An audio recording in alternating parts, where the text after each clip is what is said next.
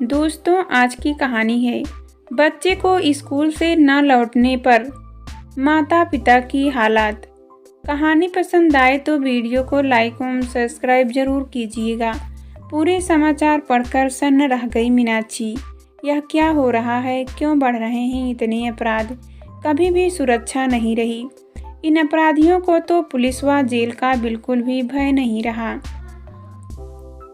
पता नहीं क्यों आज इंसान के रूप में ऐसे शैतानों को बच्चियों से जघन्य अपराध करते हुए जरा भी दया नहीं आती। फिरौती के रूप में लाखों रुपए न मिलने पर मासूम बच्चों की हत्या करते हुए उनका हृदय जरा भी नहीं पचीसता। यह सब सोचते सोचते मीनाक्षी ने घड़ी की ओर देखा। 3:30 बज रहे थे। अभी तक रमन स्कूल से नहीं लौटा। स्कूल की छुट्टी तो 3 बजे हो जाती है। घर आने तक आधा घंटा लगता है। अब तक तो रमन को घर आ जाना चाहिए था। मीनाक्षी के पति गिरीश वर्मा एक प्राइवेट कंपनी में प्रबंधक थे। उनका 8 वर्षीय रमन इकलौता बेटा था। रमन शहर के एक इंग्लिश मीडियम स्कूल में पढ़ रहा था। रमन देखने में सुंदर और बहुत प्यारा था। दूधिया सा रंग था उसका। सिर पर छोटे छोटे भूरे बाल, नीली आंखें, मोती से चमकते दांत। जो भी रमन को पहली बार देखता उसका मन करता कि देखता ही रहे। वह पढ़ाई में भी बहुत आगे रहता। उसकी प्यारी प्यारी बातें सुनकर खूब बातें करने को मन करता था। एक दिन गिरीश ने मीनाक्षी से कहा था, देखो मीनाक्षी, हमें दूसरा बच्चा नहीं पैदा करना है। मैं चाहता हूँ कि रमन को खूब पढ़ा लिखा कर किसी योग्य बना दें। मीनाक्षी ने भी सहमत के रूप में सिर हिला दिया था। वह स्वयं भी कंप्यूटर इंजीनियर थी। चाहती तो नौकरी भी कर सकती थी, परंतु रमन की कुशलता पूर्वक लालन पालन के लिए उसने नौकरी करने का विचार त्याग दिया था। उसे एक गृहिणी बनकर रहना ही उचित लगा। मीनाक्षी के हृदय की धड़कन बढ़ने लगी। कहाँ रह गया रमन?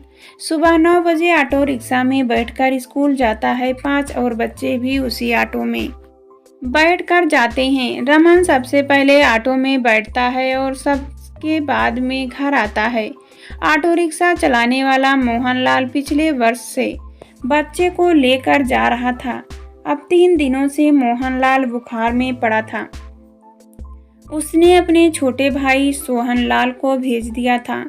कल सोहनलाल ऑटो रिक्शा लेकर आया था। सोहनलाल भी नगर में ऑटो चलाता है। उसने पूछा था, तुम्हारा भाई मोहनलाल नहीं आया? उसका बुखार ठीक नहीं हुआ क्या? कल उसका फोन आया था कि बुखार हो गया है, इसलिए कुछ दिन छोटा भाई आएगा। हाँ मैडम जी, अभी भाई का बुखार ठीक ही नहीं हुआ है। आज उसे खून की जांच करानी है। जब तक वह नहीं आता मैं बच्चे को स्कूल ले जाऊंगा। ठीक है, जरा ध्यान से ले जाना। उसने रमन को ऑटो में बैठाते हुए कहा था। आप चिंता ना करें मैडम जी, मैं पहले भी कई बार इन बच्चे को स्कूल ले गया हूँ। मुझे इन बच्चों के घर का पता भी मालूम है। 3 बजे छुट्टी होती है। मैं 3:30 बजे तक घर पर बैठे रमन को ले आऊँगा। बाय अम्मा, रमन ने मुस्कुराकर हाथ हिलाते हुए कहा था। कल 3:45 पर सोहनलाल ऑटो रिक्शा में रमन को लेकर गया था। रमन के आ जाने पर उसने चैन की सांस ली थी, परंतु आज कहाँ रह गया रमन? 3:45 बज रहे थे। उसे आज अपनी मूर्खता पर क्रोध आ रहा था कि उसने सोहनलाल का मोबाइल नंबर क्यों नहीं लिया। कल लिया और आज भी वह भूल गई थी। मीनाक्षी को ध्यान आया कि सोहनलाल का नंबर तो पिछली बार डायरी में नोट किया था। उसने डायरी उठाकर झटपट नंबर मिलाया, परंतु वह नंबर मौजूद नहीं था। पता नहीं बहुत से लोग नंबर क्यों बदलते रहते हैं। वह झुंझला उठी। उसने मोहनलाल का नंबर मिलाकर कहा, तुम्हारा भाई सोहन अभी तक रमन को लेकर नहीं आया है। पता नहीं कहाँ रह गया। मेरे पास उसका मोबाइल नंबर भी नहीं है। इतनी देर तो नहीं होनी चाहिए थी। मैंने उसे फ़ोन मिलाया है पर उसका फ़ोन लग नहीं रहा है। स्विच ऑफ सुनाई दे रहा है। पता नहीं क्या बात हो सकती है। उधर से मोहनलाल का भी चिंतित स्वर सुनाई दिया। मीनाक्षी ने घबराए स्वर में कहा, ओह, मुझे बहुत डर लग रहा है। पता नहीं रमन किस हाल में होगा मैडम जी, आप चिंता ना करें। रमन बेटा आपके पास पहुंच जाएगा। हो सकता है कहीं जाम में ऑटो फंस गया हो, मोहन लाल का स्वर था।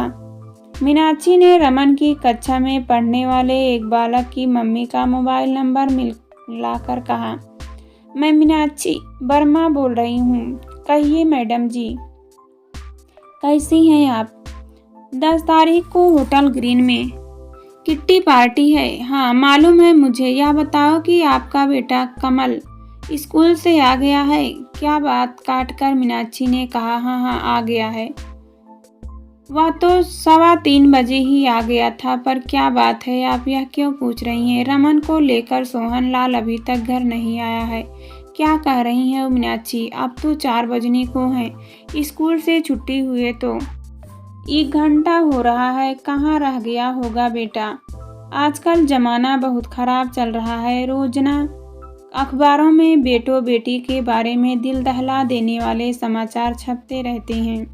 किस पर कितना विश्वास करे? किसी का क्या पता कि कब मन बदल जाए, दिमाग में कब शैतान घुस जाए। हमारी मजबूरी है कि हम अपने घर के चिरागों को इन जैसे लोगों के साथ भेज देते हैं। आप जल्दी से स्कूल फ़ोन करो। कहीं ऐसा ना हो कि रमन आज स्कूल में ही रह गया हो। हमारे आपके यहाँ तो एक एक ही बच्चा है। यदि कुछ ऐसा वैसा हो गया तो नहीं आगे और कुछ सुन नहीं सकी मीनाक्षी। उसने एकदम फ़ोन काट दिया। उसका हृदय बुरी तरह धड़क रहा था। उसने स्कूल का नंबर मिलाया। उधर से हेलो होते ही वह एकदम बोली, मेरा बेटा रमन आपके यहाँ 3री कक्षा में पढ़ रहा है। वह अभी तक घर नहीं पहुँचा। स्कूल में तो कोई बच्चा नहीं रह गया है। नहीं मैडम जी, यहाँ कोई बच्चा नहीं है। स्कूल की 3 बजे छुट्टी हो गई थी। यदि यहाँ आपका बच्चा होता तो आपको फ़ोन पर सूचना दी जाती। आपका बच्चा कैसे घर पहुँचता है? ऑटो रिक्शा में कुछ बच्चे आते जाते हैं। कल व आज ऑटो वालों का भाई आया था। ऑटो वाला मोहनलाल बीमार है। ओह मैडम, आप तुरंत पुलिस को सूचना दीजिए। इतनी देर तक बच्चा घर नहीं पहुँचा तो कुछ गलत हुआ है। कुछ पता नहीं चलता कि इंसान कब शैतान बन जाए। सुनते ही मीनाक्षी बुरी तरह घबरा गई। आंखों से आंसू बहने लगे। उसने गिरीश को फ़ोन मिलाया। हेलो, गिरीश की आवाज़ सुनाई दी। रमन अभी तक स्कूल से घर नहीं पहुंचा। मीनाक्षी ने रोते हुए कांपते सुर में कहा, क्या कह रही हो? रमन अभी तक स्कूल से घर नहीं लौटा। अब तो 4 से भी ज़्यादा बज रही हैं। छुट्टी तो 3 बजे हो गई होगी। ऑटो वाले सोहन का नंबर मिलाया। गिरीश का भी घबराया सा स्वर सुनाई दिया। सोहन का नंबर मेरे पास नहीं है। मैंने उसके भाई को मिलाया था तो वह बोला कि सोहन के फ़ोन का स्विच ऑफ है। स्कूल वालों से पूछा तो उन्होंने जवाब दिया कि छुट्टी 3 बजे हो गई थी। अब यहाँ कोई बच्चा नहीं है। वो कह रहे थे कि किसी भी ऑटो वालों का क्या विश्वास कि कब मन बदल जाए। पुलिस में सूचना दो।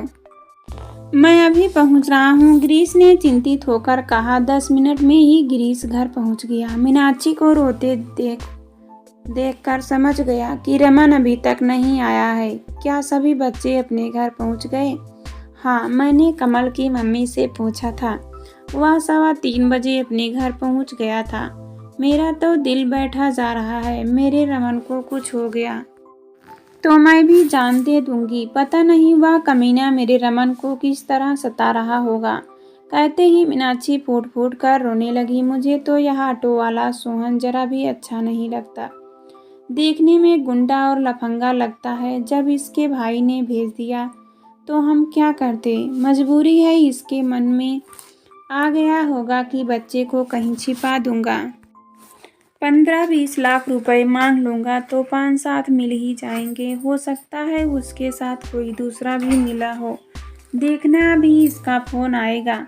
अपने बच्चे के लिए मैं अपने बैंक खाते में सारे रुपए तथा जेवरात आदि दे दूंगी। लेकिन रमन को कुछ नहीं होना चाहिए।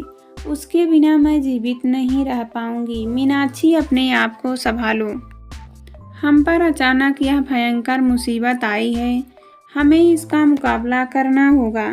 अब मैं पुलिस स्टेशन रिपोर्ट लिखाने जा रहा हूँ, गिरीश ने कहा और कमरे से बाहर निकला। तभी घर के बाहर ऑटो रिक्शा के रुकने की आवाज़ आई। देखते ही गिरीश एकदम चीख उठा। अबे कहाँ मर गया था उल्लू के पट्टे। ऑटो की आवाज़ व गिरीश का चीखना सुनकर मीनाक्षी भी एकदम कमरे से बाहर आई। रमन ऑटो से उतर रहा था। सोहनलाल के हाथ पर पट्टी बंधी थी तथा चेहरे पर मारपिटाई के निशान थे।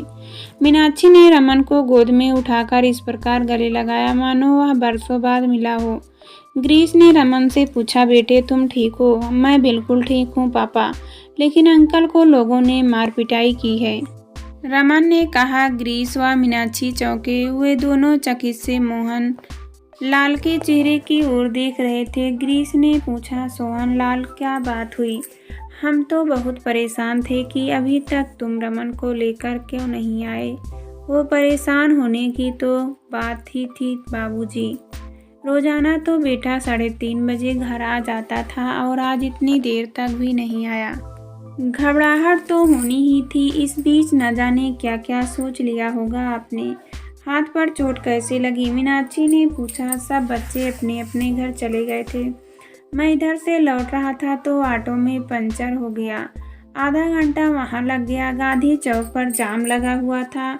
वहाँ एक धार्मिक शोभा यात्रा जा रही थी। मैं ऑटो दूसरे रास्ते से लेकर जल्दी घर पहुँचना चाहता था। मैं जानता था कि देर हो चुकी है। एक ने मुझे धक्का दिया तो मेरा सिर ऑटो में जा लगा। लोगों ने बीच बिचाव कर मुझे छोड़ दिया। पास के नर्सिंग होम में जाकर मैंने पट्टी कराई और सीधा यहाँ आ गया। आज तो मोबाइल चार्ज भी नहीं था, इसलिए मेरा फ़ोन भी बंद था, सोहनलाल ने बताया।